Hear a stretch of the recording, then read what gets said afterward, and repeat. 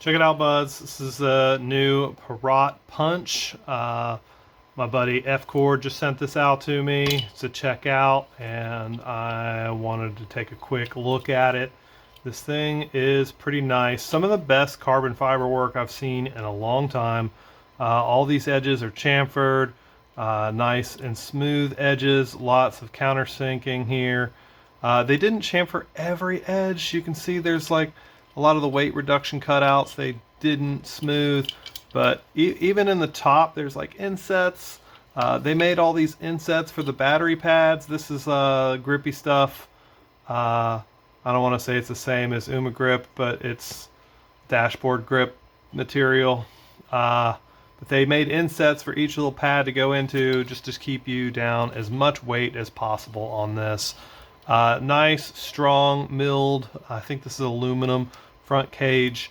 There are 3D printed inserts that go in here to hold different types of cameras. I'll be printing mine out, and green, and of course a tail to go with it. Something else is really cool in the back. They have this slider. I've got mine loose right now, so it's fully adjustable. This is basically just your VTX mount, and they allow you to move it around so that you can get optimal positioning in the frame. And there's just one screw on the bottom. Other things that are controversial about this frame: the entire frame is built around Torx. You're going to use a T9 driver instead of your standard 2mm drivers here. I'm torn on this. I think that if I was going to be flying these frames, then it'd be a pretty easy adaptation for me to just get a good quality T9 driver. But as it stands, I don't carry T9 drivers normally. I carry 2mm. They do give you one little L-shaped key so that you've got something to get started with. I ended up just using a crappy screwdriver. I can't even find it right now. Here it is. I ended up using this crappy driver set, but with this crappy tip, I don't feel like I'm getting any more strength out of it than I would using standard M2. Something that I personally do on all of my frames, let me pull one of them off of here, is every screw on the bottom is 12.9 steel, and I use cap heads. The cap heads actually make your head quite a bit larger and give you a 2.5mm hex to take out, and these are far less likely to scrape or grind away, even if you're smashing them into the concrete, just because the bulk of your head. So really, this is what I would prefer. Now I'm a durability guy, so I want everything to be as strong as possible, and I may be just pushing too hard here. But for me, I'm definitely would prefer they just switch out to cap head hardware. That give them standardized drivers that people are already carrying, and I think a more durable, stronger screw in the long run. But I know that F-Core flies these, and he beats the ever-loving crap out of his drones, so I think they should be fine for me as well. Other things to note: they give you two really nice Kevlar straps. These are not the standard RJX straps that everybody else carries. These metal buckles tell me that they're different, and the way the strap is constructed is a little different too. You've got this like soft area in the middle with no webbing, or just webbing and no Velcro. Are these Kevlar? I don't know. Anyway, they're free. They came with it. That's great. Down here, I'm torn on the mounting. For one, I'm not a fan of press nuts underneath my stack. I prefer no press nuts, just flat carbon fiber. And then I will mount a metal screw so that my stack screws go through the bottom.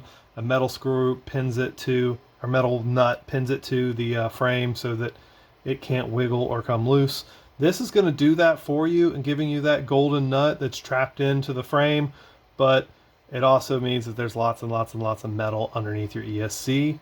So they are nice low profile. It looks like they're only raised up about 1.5 mil, maybe 2 mil, but still, that's one of my pet peeves that I see that I prefer to be another way. Just because I've had so many issues blasting ESCs into the metal underneath them, and then explosions. So that's one minor thing. Something else worth noting, they do have like a slot block in here in the middle, this key-shaped piece that locks the arms in. So there's no wiggle whatsoever here.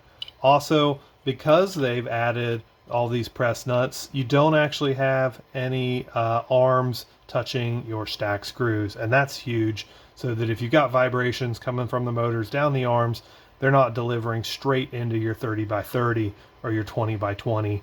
It also means that you can do arm work and stack work independent of each other without having to take everything apart. So that's really kick-ass. Mad props to Perrott for that. Also, there are two versions of the new frame. This is the punch. There's also the shorty. The shorty just brings it in closer into the body. The idea being that it is going to be a toilet tank mount, so that your battery is sitting on top. You grab a battery. Traditional mounting, toilet tank mounting, maybe even like this. The idea there is that your camera comes back, your battery is centered in the middle, and you have less extra up here, just in further efforts for weight reduction. The way I would build this, I'm going to have an O3 camera here, so there's going to be lots of empty space. Typically, that's where I put my buzzer.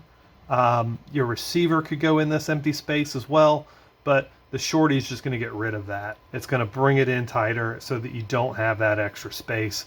That's also going to make your camera a little safer as it brings it in, but also means that you'll have more props and or motors in view. In the back, again, tons of room, and this little slide is going to really help you accommodate that. It's nice too because you can get the VTX as close to your stack as you're comfortable, or give it as much room as possible, and have that little variability. It's pretty nice. What else? Arm design is great. You got a nice minimalist arm. I think this is 6 mil. No, 4 mil. Let me grab the calipers. I hate to tell you one thing and it be something else. So we'll just measure, keep everything factual. Man, who cleans this place? This is a mess. Calipers. Ah, I've got them. Calipers coming back at you. So we'll give it a pinch. 6 mil. I was right on my first guess. So nice and thick arms. There is just a little bit of flex in there, which is what you want. You don't want it to be too damn stiff. But yeah, keys fit nice and tight. You should be warned when you put the arms on. You can put the arms on in 2 different directions. I like this. It keeps it in a nice X. It's not a true X. There's a split here. But a nice stretched X. If you flip them in the other way, your arms are going to be more this way, more like an H. Don't recommend that. You'll be clicking tips. I don't know if it'll even come together. But absolutely be sure when you put the arms down, you go this way. What else? Oh, I was talking about the arm design. I do like this design a lot. It's nice and minimalist. There's not too much meat anywhere, but you got this nice tip out here so that when you do crash into something, the carbon fiber is going to hit before your motor and just give you a little bit of protection for your gear. I'm not sure what these 3 countersunk slots are for. Most likely just weight reduction. I would probably be zip tying my Vifly buzzer in with those slots. But yeah, what else can I say here? That's about it. I think this is going to be a really good frame. One last thing. Let's get the scale. See what she weighs out. Keep in mind this is without the prints. They normally include prints for the FPV camera mount. 156. That's with straps. Let's take the straps off.